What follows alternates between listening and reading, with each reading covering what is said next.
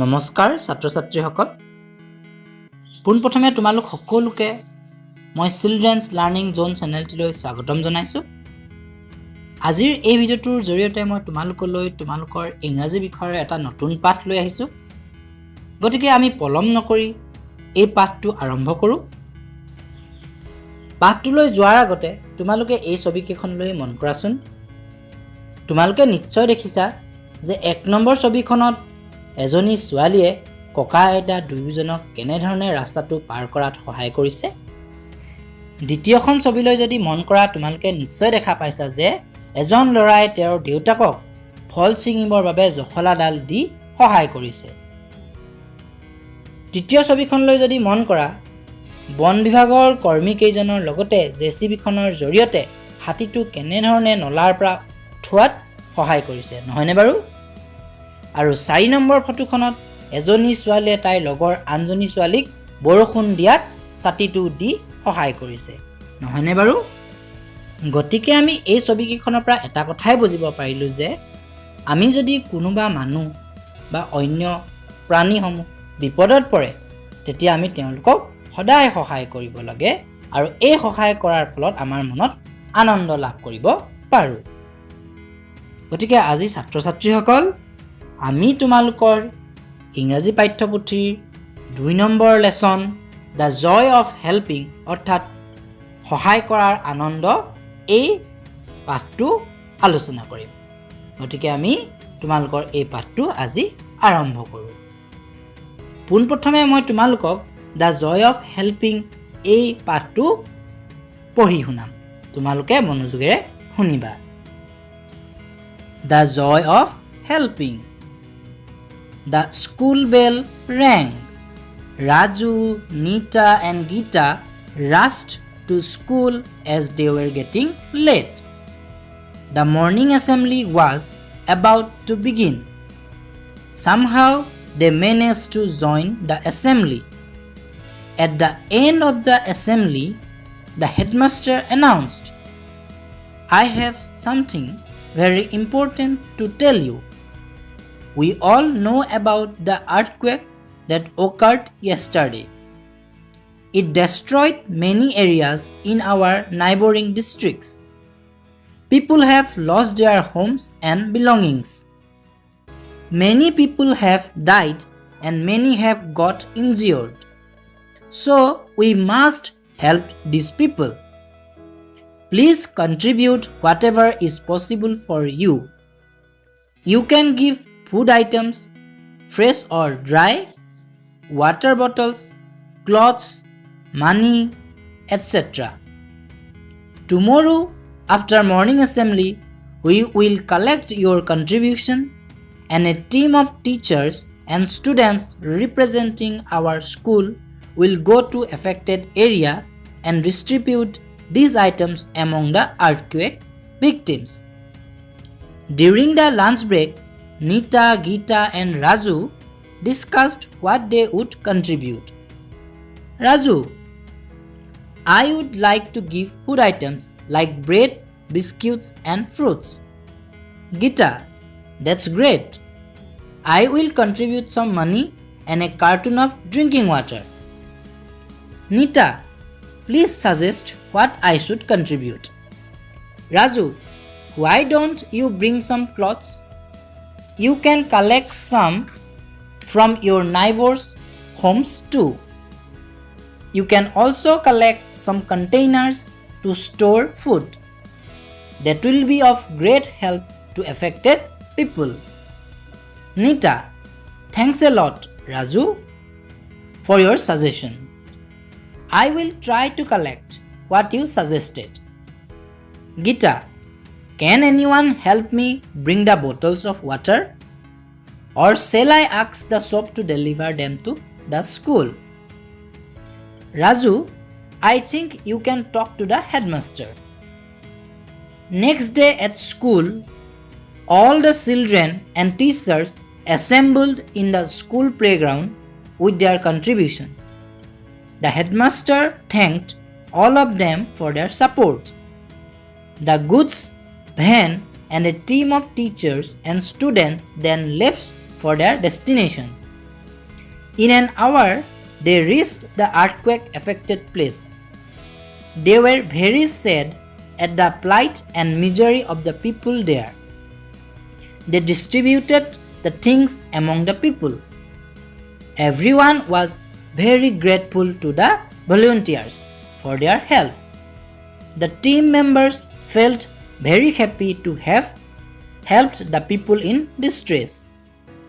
Raju said to himself, helping people in need is a really wonderful feeling. The next time I see anyone in such a plight, I must try to help. গতিকে ছাত্ৰ ছাত্ৰীসকল এইটোৱে আছিল তোমালোকৰ the joy of helping পাঠটো। ছাত্ৰ ছাত্ৰীসকল এতিয়া মই তোমালোকক এই পাঠটোৰ অসমীয়া ভাঙনিসমূহ বুজাবলৈ চেষ্টা কৰিম। গতিকে তোমালোকে মনোযোগেৰে এই ভিডিঅ'টো চাই যাবা। দ্য জয় অফ হেল্পিং, সহায় কৰাৰ আনন্দ। দ্য স্কুল বেল ৰেং, ইয়াৰ অৰ্থ হৈছে বিদ্যালয়ৰ ঘণ্টাটো বাজিল। Raju, Nita and Gita rush to school as they were getting late, ইয়াৰ অৰ্থ হৈছে দেৰি হোৱাৰ বাবে ৰাজু, নীতা আৰু গীতাই দৌৰি স্কুললৈ গৈছিল। The morning assembly was about to begin, অৰ্থাৎ বিদ্যালয়ৰ প্ৰাতঃসভা আৰম্ভ হোৱাৰ সময় প্ৰায় হৈছিল। Somehow they managed to join the assembly, অৰ্থাৎ সিহঁতে কোনোমতে প্ৰাতঃসভাত অংশগ্ৰহণ কৰিব পাৰিলেগৈ। At the end of the assembly, the headmaster announced, ইয়াৰ অৰ্থ হৈছে প্ৰাতঃসভাৰ শেষত বিদ্যালয়ৰ প্ৰধান শিক্ষকে ঘোষণা কৰিলে, I have something very important to tell you, অৰ্থাৎ মোৰ তোমালোকক এটা গুৰুত্বপূৰ্ণ কথা ক'ব লগা আছে। We all know about the earthquake that occurred yesterday, অৰ্থাৎ তোমালোকে যোৱাকালিৰ ভূমিকম্পৰ বিষয়ে নিশ্চয় জানিছা। It destroyed many areas in our neighboring districts, অৰ্থাৎ এই ভূমিকম্পই আমাৰ ওচৰ চুবুৰীয়া কেইখনমান জিলাৰ বহু অঞ্চলত ধ্বংস কৰিছে। People have lost their homes and belongings, অৰ্থাৎ মানুহে তেওঁলোকৰ ঘৰ দুৱাৰ বস্তু পাতি সকলো হেৰুৱাই পেলাইছে। Many people have died and many got injured, অৰ্থাৎ বহু লোকৰ মৃত্যু হৈছে আৰু লগতে বহুতো লোক আঘাতপ্ৰাপ্ত হৈছে। So we must help these people, অৰ্থাৎ গতিকে আমি এই মানুহবোৰক সহায় কৰিব লাগে। Please contribute whatever is possible for you, গতিকে অনুগ্ৰহ কৰি তোমালোকে সাধ্য অনুসৰি বৰঙণি দিবা। You can give food items, fresh or dry, water bottles, clothes, money, etc. তোমালোকে খাদ্য বস্তুত খাদ্য, পানী বটল, কাপোৰ, পইচা এইবোৰ দিব পাৰিবা। Tomorrow after morning assembly, we will collect your contribution and a team of teachers and students representing our school will go to affected area and distribute these items among the earthquake victims. অৰ্থাৎ কালিলৈ ৰাতিপুৱাৰ প্ৰাতঃসভাৰ পাছতে তোমালোকৰ বৰঙণিসমূহ তুলি শিক্ষক আৰু ছাত্ৰ ছাত্ৰীৰ এটা দল ক্ষতিগ্ৰস্ত ঠাইলৈ যাব আৰু ভূমিকম্পত ক্ষতিগ্ৰস্ত লোকক এইবোৰ বিতৰণ কৰিমগৈ। During the lunch break, Nita, Geeta and Raju discussed what they would contribute. টিফিনৰ সময়ছোৱাত নিতা, গীতা আৰু ৰাজুৱে সিহঁতে কি বৰঙণি দিব আলোচনা কৰিলে। Raju, I would like to give food items like bread, biscuit and fruits. ৰাজুৱে ক'লে, মই খাদ্য সামগ্ৰী যেনে ব্ৰেড, বিস্কুট আৰু ফল মূল দিম বুলি ভাবিছোঁ। Gita, that's great. I will contribute some money and a carton of water bottles. গীতাই ক'লে, বৰ ভাল কথা, ময়ো অলপ টকা আৰু পানী বটলৰ এটা বাকচ দিম বুলি ভাবিছোঁ। Nita, please suggest what I should contribute. নিতাই ক'লে, অনুগ্ৰহ কৰি কোৱাচোন মই কি দিব পাৰিম। Raju, why don't you bring some clothes. ৰাজুৱে ক'লে, তুমি অলপ কাপোৰকে লৈ নাহা কিয়? You can collect some from your neighbours. তুমি তোমালোকৰ চুবুৰীয়াসকলৰ পৰাও অলপ কাপোৰ আনিব পাৰিবা। You can collect some containers to store food. তুমি খাদ্যবস্তু ৰাখিব পৰাকৈ অলপ বটলো সংগ্ৰহ কৰিব পাৰা। That will be great help to the affected people. ক্ষতিগ্ৰস্ত লোকসকলৰ বাবে এইটো বৰ ডাঙৰ সহায় হ'ব। Nita, thanks a lot Raju for your suggestion. I will try to collect what you suggested. নিতাই ক'লে, তোমাৰ পৰামৰ্শৰ বাবে ধন্যবাদ ৰাজু। তোমাৰ পৰামৰ্শ মতে মই এইবোৰ সংগ্ৰহ কৰিব চেষ্টা কৰিম।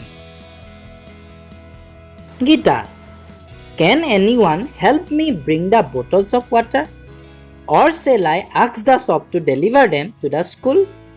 গীতাই ক'লে, মোক কোনোবা এজনে পানীৰ বটলবোৰ অনাত সহায় কৰিব পাৰিবানে? নে মই দোকানখনক স্কুলত দি যাব ক'ম? Raju, I think you can talk to the headmaster. ৰাজুৱে ক'লে, মই ভাবোঁ তুমি বিদ্যালয়ৰ প্ৰধান শিক্ষকৰ লগত কথা পতা উচিত। Next day at school, all the children and teachers assemble in the school playground with their contributions. পাছদিনা বিদ্যালয়ত সকলো শিক্ষক আৰু ছাত্ৰ ছাত্ৰীয়ে তেওঁলোকৰ বৰঙণিসমূহ লৈ বিদ্যালয়ৰ খেলপথাৰত সমবেত হ'ল। The headmaster thanked all of them for their support. প্ৰধান শিক্ষকে সকলোকে সহায় কৰাৰ বাবে ধন্যবাদ জনালে। The goods van and a team of teachers and students then left for their destination. বস্তুৰ গাড়ীখন আৰু শিক্ষক আৰু ছাত্ৰ ছাত্ৰীৰ দলটো গন্তব্যস্থান গ'লগৈ। In an hour they reached the earthquake affected place. এঘণ্টাৰ পিছত সিহঁত ভূমিকম্পত ক্ষতিগ্ৰস্ত ঠাই পালেগৈ। They were very sad at the plight and misery of the people. সিহঁতে মানুহবোৰৰ সংকট অৱস্থা আৰু দুৰ্দশা দেখি বহুত দুখ পালে। They distributed the things among the people. সিহঁতে বস্তুবোৰ তেওঁলোকক বিতৰণ কৰি দিলে। Everyone was very grateful to the volunteers for their help. স্বেচ্ছাসেৱকসকলৰ সহায়ৰ বাবে সকলোৱে কৃতজ্ঞতা জনালে। The team members felt very happy to help the people in distress. দলৰ সকলো সদস্যই বিপদগ্ৰস্তসকলক সহায় কৰিব পাই বৰ আনন্দিত হ'ল। Raju said to himself, helping people in need is a really wonderful feeling. ৰাজুৱে নিজকে ক'লে, প্ৰয়োজনত কাৰোবাক সহায় কৰাটো বৰ আশ্চৰ্যকৰ অনুভৱ। The next time I see anyone in such a plight, I must try to help. পাছত কাৰোবাক সংকটত পৰা দেখিলে মই নিশ্চয় সহায় কৰিব চেষ্টা কৰিম। মৰমৰ ছাত্ৰ ছাত্ৰীসকল, এইটোৱে আছিল তোমালোকৰ ইংৰাজী বিষয়ৰ দ্বিতীয় lesson the joy of helping নামৰ সাধুটো। গতিকে মই আশা কৰিছোঁ তোমালোকে এই ভিডিঅ'টোৰ জৰিয়তে দ্য জয় অফ হেল্পিং নামৰ এই সাধুটো ভালদৰে বুজিব পাৰিলা। শেষত তোমালোক সকলোকে মোৰ ফালৰ পৰা আন্তৰিক ধন্যবাদ জনাই এই ভিডিঅ'টো সামৰণি মাৰিছোঁ।